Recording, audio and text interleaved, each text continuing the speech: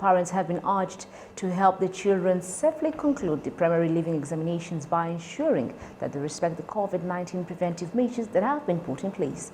The students began the exams on Monday and will continue until Wednesday. Serge Nori kicks off tonight's edition with that story. The exams begin as the COVID-19 pandemic in Rwanda continues to spread faster, and the students we spoke to said they prepared well despite that. You see, the coronavirus pandemic prevented us from sitting for the exams last year, and this time around I have really studied my math and did a lot of revision, and so I am ready to pass these national examinations.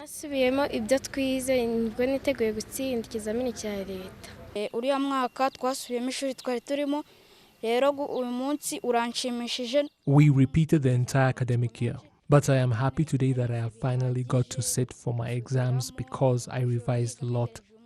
There was a time I was very scared that the pandemic would kill me because of the way it is spreading, but I decided to be brave and focus on my studies instead, so I am confident I will pass.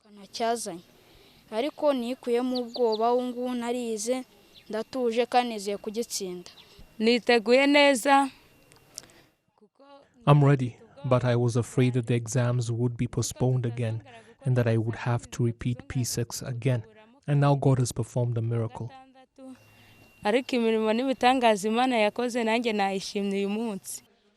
Education officials are also confident the exams will go well.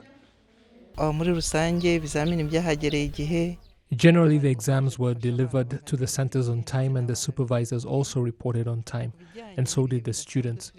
As for these extraordinary times we are living in, the preparations took that into account. Every student is sitting on their own desk and social distancing is being respected. Everyone has their own equipment, so there is no lending, which could help spread the virus. We are also reminding them that after they are done with their exams for the day, they should go straight home. We are also reminding the general public, especially parents, that they should ensure that their children respect the preventive measures, lest they contract the virus on their way to or from the examination centers. Site supervisors say no problems were encountered on day one and commend the way the exams were prepared. We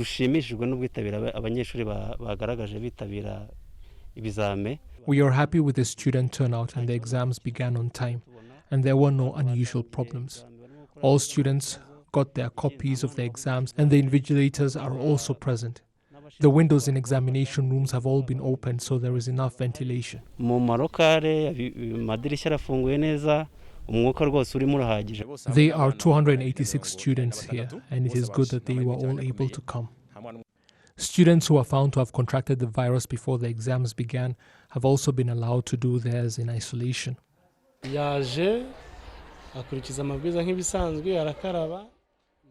The student came in and followed all the usual regulations like washing their hands, and in the examination room there was a desk and sanitizer. The invigilator was also appropriately dressed for protection from the virus, the way doctors do.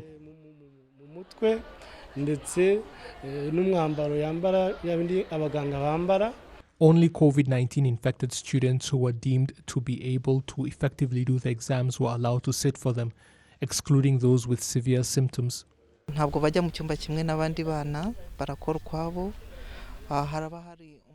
are not sitting for the exams among the other children. They have their own rooms.